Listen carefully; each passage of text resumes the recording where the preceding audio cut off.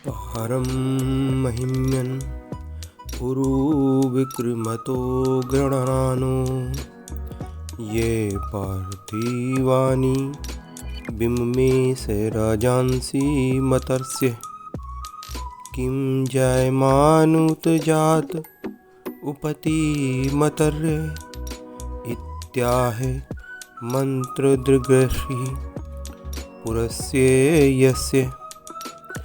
भगवान की लीलाएं अनंत हैं, उनकी महिमा अपार है। जो मनुष्य उसका पार पाना चाहता है वो मानो पृथ्वी के परमाणुओं को गिन डालना चाहता है। भगवान के संबंध में मंत्र दृष्टा महर्षि वशिष्ठ ने वेदों में कहा है कि ऐसा पुरुष ना तो कभी हुआ है और न होगा जो भगवान की महिमा का पार पा सके। भगवान की महिमा अनंत है। अब ये चींटियाँ हों जो एक जगह से दूसरी जगह जाती हैं तो उन्हीं भगवान की प्रेरणा से, उन्हीं के दिए हुए ज्ञान से बहुत से पक्षी एक देश से दूसरे देश में समुद्र को पार करके पहुंचते हैं।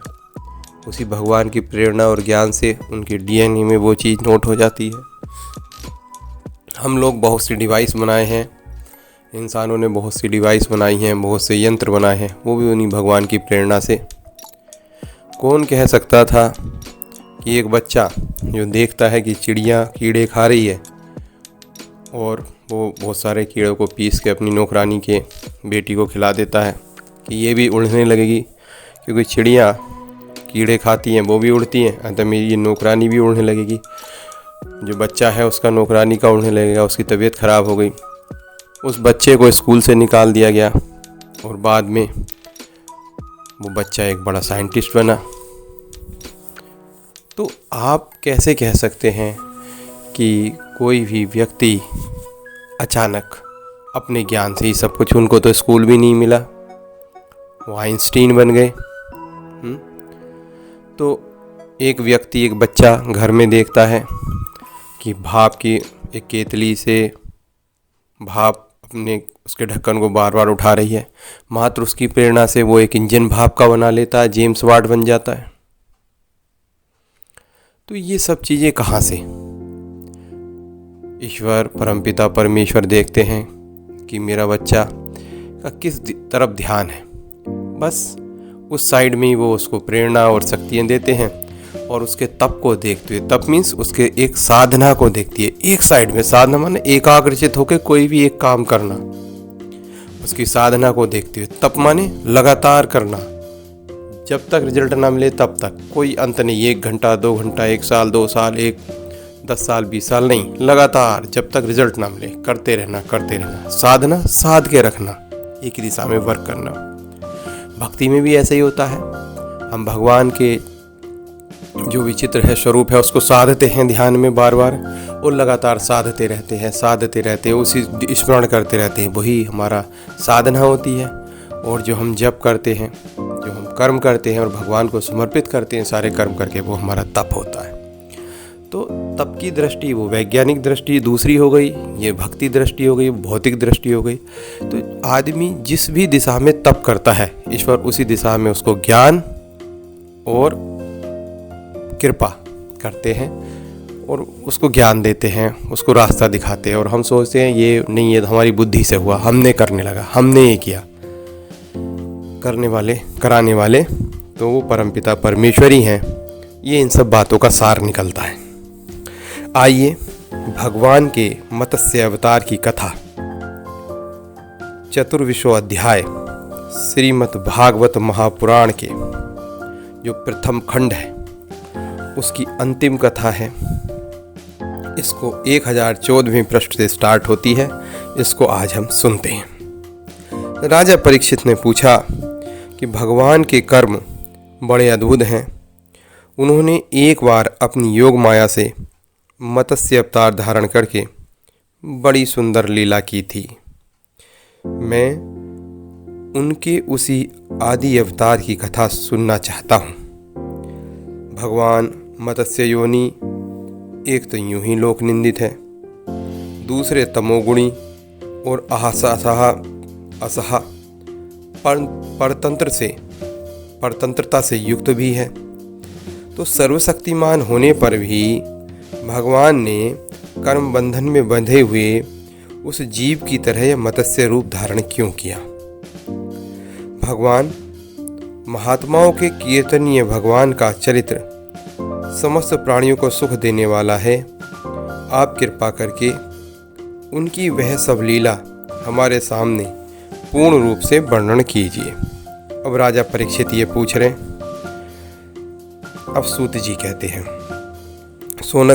सोनकादि ऋषियों, जब राजा परीक्षित ने भगवान सुखदेव से यह प्रश्न किया तब उन्होंने भगवान विष्णु का वह चरित्र जो उन्होंने मत्स्य अवतार धारण करके किया था वर्णन किया।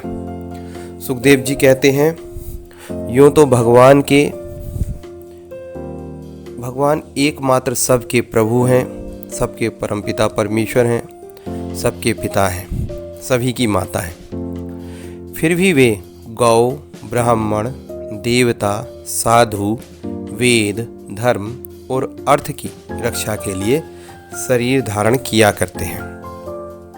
वे संपूर्ण सर्वशक्तिमान प्रभु वायु की तरह नीचे ऊंचे, छोटे बड़े सभी प्राणियों में अंतर्यामी रूप से लीला करते रहते हैं, परंतु उन प्राणियों के बुद्धिगत गुणों से वे छोटे बड़े या ऊंचे नीचे नहीं हो जाते, क्योंकि वे वास्तव में समस्त प्राकृतिक गुणों से रहित निर्गुण हैं। परीक्षित, पिछले कल्प के अंत में ब्रह्मा जी के सो जाने के कारण ब्रह्मा नामक नैमित्तिक प्रलय हुआ था। उस समय भूलोक आदि सारे लोक समुद्र में डूब गए। प्रलय काल आ जाने के कारण ब्रह्मा जी को नींद आ रही थी, वे सोना चाहते थे। उसी समय वेद उनके मुख से निकल पड़े और उनके पास रहने वाले हयग्रीव नामक बलि दैत्य ने उन्हें योग बल से चुरा लिया। सर्वशक्तिमान भगवान श्री हरि ने दानवराज हयग्रीव की अच्छी चेष्टा जान ली, इसलिए उन्होंने मत्स्य अवतार ग्रहण किया। परीक्षित, उस समय सत्यव्रत नाम के एक बड़े उदार एवं भगवत भक्त परायण जो थे राजश्री केवल जल पीकर तपस्या कर रहे थे। वहीं सत्यव्रत वर्तमान महाकाल में विवस्वान सूर्य के पुत्र श्राद्ध देव के नाम से विख्यात हुए हैं और उन्हें भगवान ने वैवस्वत मनु बना दिया। एक दिन वे राजश्री कृतमाला नदी में जल से तर्पण कर रहे थे। उसी समय उनकी अंजलि के जल में एक छोटी सी मछली आ गई। परीक्षित, द्रविड़ देश के राजा सत्यव्रत ने अपनी अंजलि में आई हुई मछली को जल के साथ फिर नदी में डाल दिया। उस मछली ने बड़ी करुणा के साथ परम दयालु राजा सत्यव्रत से कहा, राजन, आप बड़े दयालु हैं, दीन दयालु हैं। आप जानते हैं कि जल में रहने वाले जंतु अपनी जाति वालों को भी खा जाते हैं। मैं उसके भय से अत्यंत व्याकुल हो रही हूँ। आप मुझे फिर इस नदी में क्यों छोड़ रहे हैं? अतः प्रभु, आप मुझे अपने साथ ले चलिए। राजा सत्यव्रत को इस बात का पता नहीं था कि यह स्वयं भगवान मुझ पर प्रसन्न होकर कृपा करने के लिए मछली के रूप में पधारे हैं। इसलिए उन्होंने उस मछली की रक्षा का मन ही मन संकल्प कर लिया। राजा सत्यव्रत ने उस मछली की अत्यंत दीनता भरी बातें सुनकर बड़ी दया से उसे अपने पात्र के जल में रख लिया और आश्रम पर ले आए। देखो, यहाँ पे राजा सत्यव्रत क्या सोच रहे हैं कि ये मछली है। अब इसने मुझसे रिक्वेस्ट की है, प्रार्थना की है, चलो मैं दया कर देता हूँ, अब इसमें कमंडल में रख लेता हूँ। लेकिन असलियत क्या है कि भगवान प्रसन्न होकर उन्हें एक सेवा का मौका दे रहे हैं। अब राजा सत्यव्रत क्या सोच रहे हैं, मैं ये कर रहा हूँ, मैं दया कर रहा हूँ। बस ये हर एक व्यक्ति जब भी किसी को इस तरह का कभी भी सेवा का अवसर मिलता है तो वो उसके मन में यही अहंकार आ जाता है कि वह स्वतः ये कर रहा है, बहुत अच्छा काम कर रहा है, बड़ा काम कर रहा है, सही है, दया कर दी। यही बस उसका जो पुण्य है पाप में परिवर्तित हो जाता है। ये श्लोक, ये कथा का ये भाग हमें ये बात को समझाता है। आश्रम पर लाने के बाद एक रात में वह मछली उस कमंडल में इतनी बढ़ गई कि उसमें उसके लिए स्थान न रहा। उस समय मछली ने राजा से कहा, अब तो इस कमंडल में मैं कष्टपूर्वक भी नहीं रह सकती, मेरे लिए कोई बड़ा स्थान नियत कर दो महाराज, जहाँ मैं सुखपूर्वक रह सकूं। राजा सत्यव्रत ने मछली को कमंडल से निकालकर एक बहुत बड़े पानी के मटके में रख दिया, परंतु वहाँ डालने पर वह मछली 2 ही घड़ी में 3 हाथ बढ़ गई। फिर उसने राजा सत्यव्रत से कहा, राजन, अब ये मटका भी मेरे लिए पर्याप्त नहीं है, इसमें मैं सुखपूर्वक नहीं रह सकती। मैं तुम्हारी शरण में हूँ, इसलिए मेरे रहने योग्य कोई बड़ा स्थान मुझे दे दो। परीक्षित सत्यव्रत ने वहाँ से उस मछली को उठाकर एक सरोवर में डाल दिया, परंतु ये क्या, वह मछली थोड़ी देर में इतनी बड़ी हो गई और एक महामत्स्य का आकार धारण करके उस सरोवर के जल को घेर लिया और कहा, राजन, मैं एक जलचर प्राणी हूँ, इस सरोवर का जल भी मेरे लिए सुखपूर्वक रहने के लिए पर्याप्त नहीं है, इसलिए आप मेरी रक्षा कीजिए, मुझे किसी अगाध सरोवर में रख दीजिए।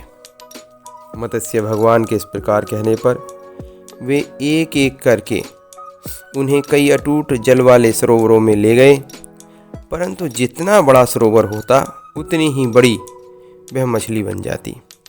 अंत में उन्होंने उस लीला मत्स्य को समुद्र में छोड़ दिया और समुद्र में डालते समय मत्स्य भगवान ने, जो मछली थी, सत्यव्रत से कहा, हे वीर, समुद्र में बड़े बड़े बली मगर आदि रहते हैं वो मुझे खा जाएंगे, इसलिए आप मुझे समुद्र में तो मत ही छोड़ो। भगवान की मधुर वाणी सुनकर राजा सत्यव्रत मोहमुग्ध हो गए और उन्होंने कहा, मत्स्य का रूप धारण करके मुझे मोहित करने वाले आप कौन हैं? आपने मुझे समझा दिया कि कोई किसी पर दया नहीं करता, उस परमपिता परमेश्वर की कृपा से ही हम सेवा करने योग्य होते हैं। आपने एक ही दिन में 400 कोस के विस्तार का सेवन का सरोवर बना लिया, उसको सरोवर को घेर लिया। आज तक ऐसी शक्ति रखने वाला जलचर जीव न तो मैंने कभी देखा था और ना ही सुना था। अवश्य ही आप साक्षात सर्वशक्तिमान, सर्वंत अंतर्यामी, अविनाशी श्रीहरि हैं। जीवों पर अनुग्रह करने के लिए आपने जलचर का रूप धारण किया है।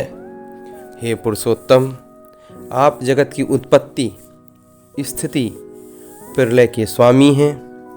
मैं आपको नमस्कार करता हूँ। हे प्रभु, हम आप शरणागत भक्तों के लिए आप ही आत्मा और आश्रय हैं। यद्यपि आपके सभी लीला अवतार प्राणियों के अभ्युदय के लिए ही होते हैं, तथापि मैं यह जानना चाहता हूँ कि आपने यह रूप किस उद्देश्य से ग्रहण किया है।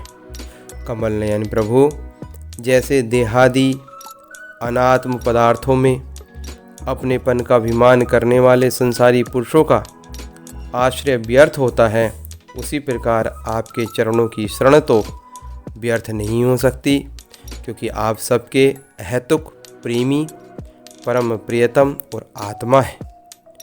आपने इस समय जो रूप धारण करके हमें दर्शन दिया है, यह बड़ा ही अद्भुत है। सुखदेव जी कहते हैं, परीक्षित, भगवान अपने अनन्य प्रेमी भक्तों पर अत्यंत प्रेम करते हैं। जब जगतपति मत्स्य भगवान ने अपने प्यारे भक्त राजश्री सत्यव्रत की यह प्रार्थना सुनी, तो उनका प्रिय और हित करने के लिए साथ ही कल्पांत के प्रलयकालीन समुद्र में विहार करने के लिए उनसे कहा, क्या कहा?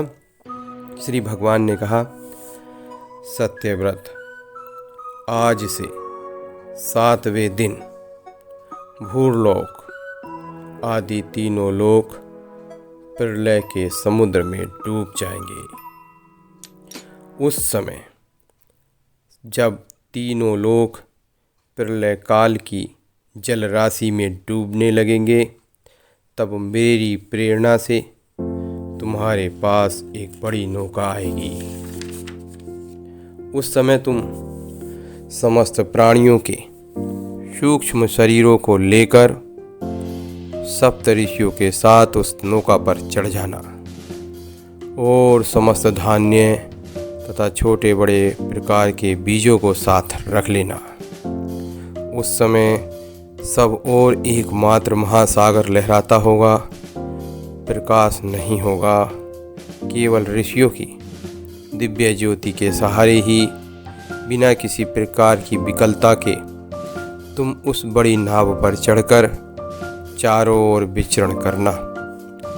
जब प्रचंड आंधी चलने के कारण नाव डगमगाने लगेगी, तब मैं इसी रूप में वहाँ आ जाऊँगा और तुम लोग वासुकी नाग के द्वारा उस नाव को मेरे सींग में बांध देना। सत्यव्रत, इसके बाद जब ब्रह्मा जी की रात रहेगी, तब तक मैं ऋषियों के साथ तुम्हें उस नाव में बैठाकर उसे खींचता हुआ समुद्र में विचरण करूँगा। उस समय जब तुम प्रश्न करोगे, तब मैं तुम्हें उपदेश दूंगा। मेरे अनुग्रह से मेरी वास्तविक महिमा, जिसका नाम परब्रह्म है, तुम्हारे हृदय में प्रकट हो जाएगी और तुम ठीक उसे ठीक जान लोगे। भगवान राजा सत्यव्रत को यह आदेश देकर अंतर्ध्यान हो गए। अतएव राजा सत्यव्रत उसी समय की प्रतीक्षा करने लगे जिसके लिए भगवान ने आज्ञा दी थी। कुशों का अग्रभाग पूर्व की ओर करके राजश्री सत्यव्रत उन पर पूर्वोत्तर मुख से बैठ गए और मत्स्य रूप भगवान के चरणों का चिंतन करने लगे। इतने में ही भगवान का बताया हुआ वह समय आ पहुंचा। राजा ने देखा कि समुद्र अपनी मर्यादा छोड़कर बढ़ रहा है। प्रलय काल के भयंकर मेघ वर्षा करने लगे। देखते ही देखते सारी पृथ्वी डूबने लगी। तब राजा ने भगवान की आज्ञा का स्मरण किया और देखा कि नाव भी आ गई। तब वे धान्य व अन्य बीजों को लेकर सप्त ऋषियों के साथ उस पर सवार हो गए। सप्त ऋषियों ने बड़े प्रेम से राजा सत्यव्रत से कहा, हे राजन, तुम भगवान का ध्यान करो, वे ही हमें इस संकट से बचाएंगे और हमारा सबका कल्याण करेंगे। उनकी आज्ञा से राजा ने भगवान का ध्यान किया। उसी समय उस महान समुद्र में मत्स्य के रूप में भगवान प्रकट हुए और मत्स्य भगवान का शरीर सोने के समान दैदीप्यमान था और शरीर का विस्तार था 4 लाख कोस। उनके शरीर में एक बड़ा भारी सींग भी था। भगवान ने जैसे पहली आज्ञा दी थी, उसके अनुसार वह नौका वासुकी के नाग के द्वारा भगवान के सींग में बांध दी गई और राजा सत्यव्रत ने प्रसन्न होकर भगवान की स्तुति की। राजा सत्यव्रत ने कहा, हे प्रभु, संसार के जीवों का आत्मज्ञान अनादि अविद्या से ढक गया है। संसार के जीवों का आत्मज्ञान अनादि अविद्या से ढक गया है। इसी कारण वे संसार के अनेकानेक कलेशों के भार से पीड़ित हो रहे हैं। जब अनायास ही आपके अनुग्रह से वे आपकी शरण में पहुंच जाते हैं, तब आपको प्राप्त कर लेते हैं। इसलिए हमें बंधन से छुड़ाकर वास्तविक मुक्ति देने वाले परम गुरु आप ही हैं। यह जीव अज्ञानी है, अपने कर्मों से बंधा हुआ है। वह सुख की इच्छा से दुखप्रद कर्मों का अनुष्ठान करता है। जिसकी सेवा से उसका यह अज्ञान नष्ट हो जाता है, वे ही मेरे परम गुरु आप मेरे हृदय की गांठ काट दें। जैसे अग्नि में तपाने से सोने चांदी के मलमूल मल दूर हो जाते हैं और उसका सच्चा स्वरूप निखर आता है। वैसे ही आपकी सेवा से जीव अपने अंतःकरण का अज्ञान रूप मल त्याग देता है और अपने वास्तविक स्वरूप में स्थित हो जाता है।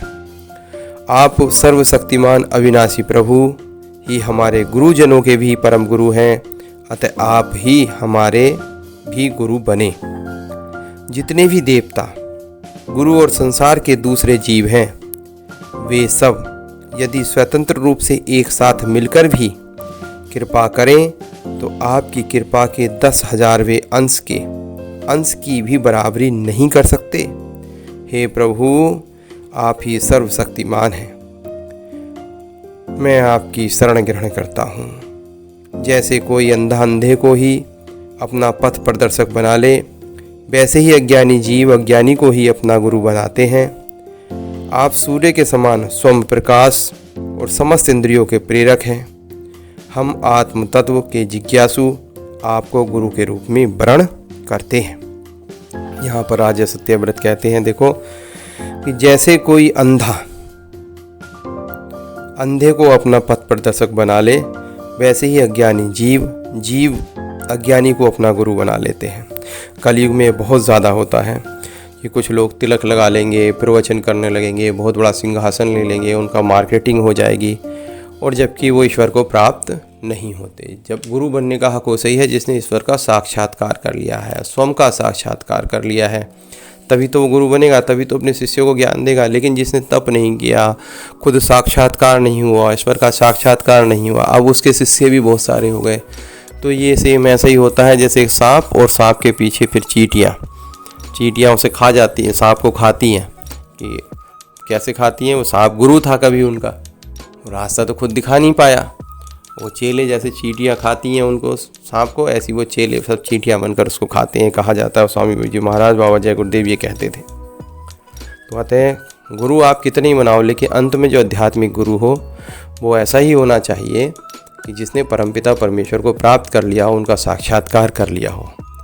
जब तक ऐसा गुरु ना मिले तब तक भगवान शंकर को आप अपना गुरु बना सकते हैं, आप गणपति महाराज को अपना गुरु बना सकते हैं, बजरंगबली को अपना गुरु बना सकते हैं।